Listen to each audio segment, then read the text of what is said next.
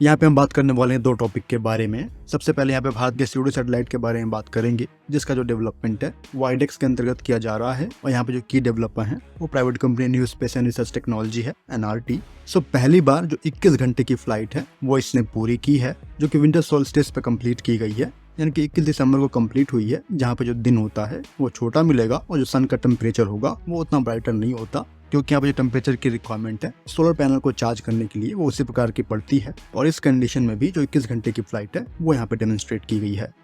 जो अगला ट्रायल होगा उसको समर सॉल्स्टिस पे भी कंप्लीट किया जाएगा, यानी कि 21 जून को, जहाँ पे जो डे होगा वो लॉन्गा होगा और जो सन होगा वो ब्राइटर होगा। तो ये जो स्यूडो सैटेलाइट है, जिसको हाई ऑल्टीट्यूड स्यूडो सैटेलाइट का नाम दिया गया है, हैप्स भी बुलाया जाता है, तो ये सोलर पावर्ड ड्रोन है। जो इस कैटेगरी के ड्रोन है उनका वेट काफी लाइट है और कुछ हद तक जो की पेलोड है उनको ये कैरी कर सकते हैं। यहाँ पे जो सोलर पैनल है इनके विंग्स पे वो दिए गए हैं ताकि अपने आप को चार्ज करके महीनों तक फ्लाई कर सकें। तो जो एक गैप है HALE और जो एक्चुअल सैटेलाइट है उन दोनों के बीच में जो गैप है स्ट्रेटोस्फेयर में, ये वहाँ पे फ्लाई करेगा और उस गैप को भरेगा। तो जो टारगेट है वो 48 आवर तक की फ्लाइंग को अचीव करने का है। अब 21 घंटे की जो फ्लाइंग है वो अचीव की गई है एक बार चार्जिंग पे। प्रॉब्ली जो 40 आवर का टारगेट है 21 जून को कंप्लीट कर लिया जाएगा। तो इस तरह के जो सैटेलाइट होंगे वो दिन में अपने आप को चार्ज करेंगे और पूरी रात उसी चार्ज पे फ्लाई कर पाएंगे। तो यहाँ पर जो प्राइम यूजर रहेंगे वो IF रहेगा। ऑलरेडी जो 1000 करोड़ है मेक वन कैटेगरी के अंतर्गत वो यहाँ पे इन्वेस्ट कर रहे हैं, जहाँ पे जो 70% फंडिंग है वो IF की तरफ से है। तो जो फ्लाइंग ऑल्टीट्यूड रहेगा 65,000 फीट से ऊपर का रहेगा,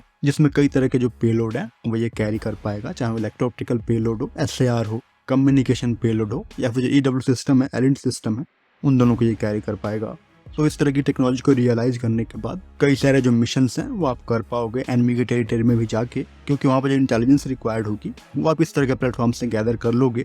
और जैसे हम की डेवलपमेंट देख रहे हैं कैट्स में मदरशिप के रूप में, तो वहाँ पे मदरशिप को भी कंट्रोल करने के लिए पिछले एक ऐसे एयर स्पेस में जो कि आपके कंट्रोल से बाहर है, तो वहाँ पे भी जो कम्युनिकेशन है वो हैप्स कर पाएंगे और प्रॉब्लम जो बैंडविड्थ होगा वो हायर रहेगा और जो एक रियल टाइम कम्युनिकेशन है मिशन के लिए वो आप कर पाओगे। ये नेवी के लिए भी क्रूशियल है, क्योंकि नेवी को भी ट्रैवल करना पड़ता है लॉन्गर मिशंस पे। जो पेट्रोलिंग होती है वो काफी दूर दराज एरिया में भी करनी पड़ती है, पर इन केस कोई जो अटैक मिशन करना है IUR रीजन से हट के भी, तो वहाँ पे जो हैप्स होंगे वो आपको कम्युनिकेट करने में हेल्प करेंगे, प्लस जो ISR डेटा है वो आपको प्रोवाइड करेंगे। तो एक क्रूशियल टेक्नोलॉजी डेवलपमेंट है जिसको लेकर काफी उम्मीदें हैं। प्रॉब्ली 2024 के अंत तक जो भी पैरामीटर तय किए गए हैं इसके फ्लाइट को लेके, इसके फ्लाइट एनवेलप को लेके, वो सारे अचीव कर लिए जाएंगे। एक और डेवलपमेंट को लेकर यहाँ पे हम बात करेंगे, जॉनर टेक्नोलॉजी की तरफ से है, जहाँ पे एक जो ऑर्डर है इंडियन आर्मी के द्वारा वो उनको दिया गया है उनके JF2 के लिए, जॉनेट JF2 के लिए।